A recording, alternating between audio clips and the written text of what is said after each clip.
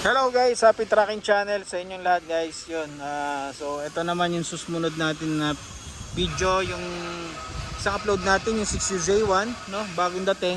Meron nga pala din dito bagong dating, no? Hino at saka Puso na 10-wheeler, new face, bubble top, wing band. Ayan.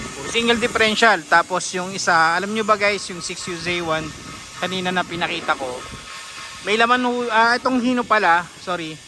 May magandang nakalagay po dyan, custom type na tractor head 10-wheeler Euro 5 guys, at ano po siya, custom type, no? Ito ang laman naman nito, bumper light na 6-wheeler pero bubble top manual transmission. Pero guys, no, sa highlights ko na itong video na to, well, try natin na maipakita sa inyo sa video na to yung laman nila, no? Pero ito muna guys, meron ditong Puso, ayan, na 10-wheeler wing band na bubble top guys. Ang pogi naman ito, no? So FU54 6M70 guys, 6M70 as is condition. Ayan, manual transmission nga pala ito guys, no? So hindi natin mapapakita sa inyo yung loob dahil nga guys nakalock siya. Ayan. So ito muna. Pero ayan, kung hanap mo mga new face bubble top, ito bagong dating ho ito. Pero mga 2 buwan pa antayin nyo dito. Maxi brake, no? Ito ang kanyang under chassis. Ayan, ito na yung mga damage nya guys. Ayan. Chassis nya guys. Ayan, ganda-ganda kanyang secondary, no? Makapal-kapal, tubular type pero original yan, galing sa Japan. Battery housing, ayan, pwede yan, papa-delete na lang natin. Condition ng chassis,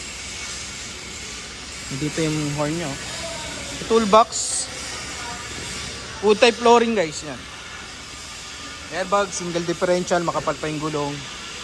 Ayan, kung mga tawid roro, hindi nyo na kailangan yung ganyang kalaking toolbox, no? Ayan, ito siya, oh. Tapos may laman siyang 6-wheeler 6UZ1, 6WG1 na bumper light.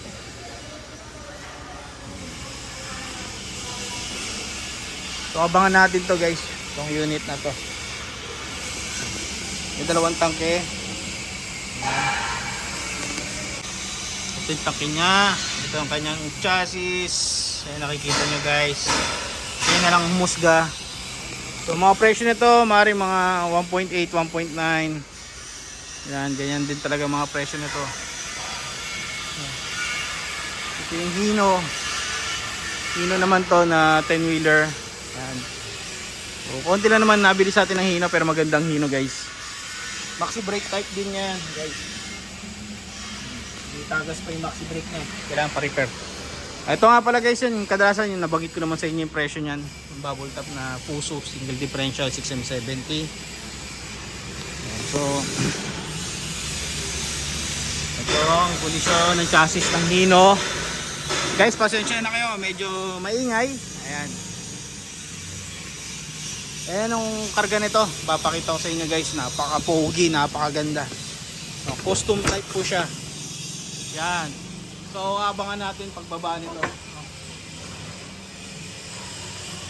Yan. Antayin daw nila tayo pag binababa na nila tong 10-wheeler na tractor head guys.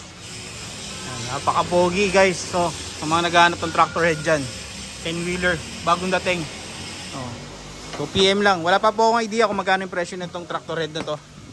Well, malaman pa natin, no, pagka binaba. Dahil nga kadarating lang ngayon, as in ngayong araw lang na dumating. O nga pala guys, so, meron ditong ano, 6-wheeler na mixer. So napakabilis lang ng ating video. Yan, ulitin ko sa inyo guys, ito yung Puso na 6M70 stainless. Ang ganda, oh. Stainless nga lang yung ano niya guys, yung wing, pero yung mga bisagra niya hindi mga stainless. So semi chrome din, may ibang bisagra stainless, yung iba hindi. Ayan. Maxi brake type siya guys, no? Wala na yung mga ano, yung oil type, napakabihira na lang nun. Kaya naman syempre latest. And then guys, meron nga pala dito 12-wheeler Euro 5. So Boss Mel, ayan, wag mo na pakawalan to. Napakaganda nito, no?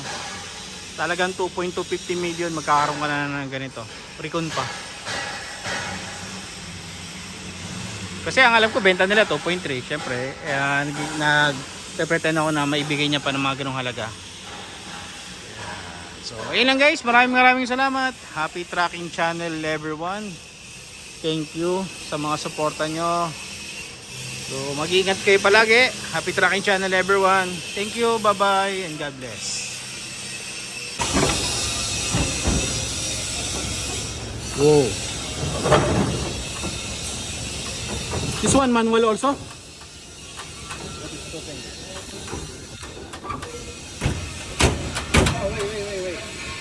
Wait.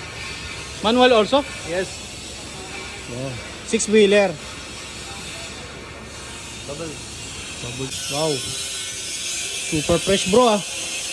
Bubble top. Ever charge. Ganda.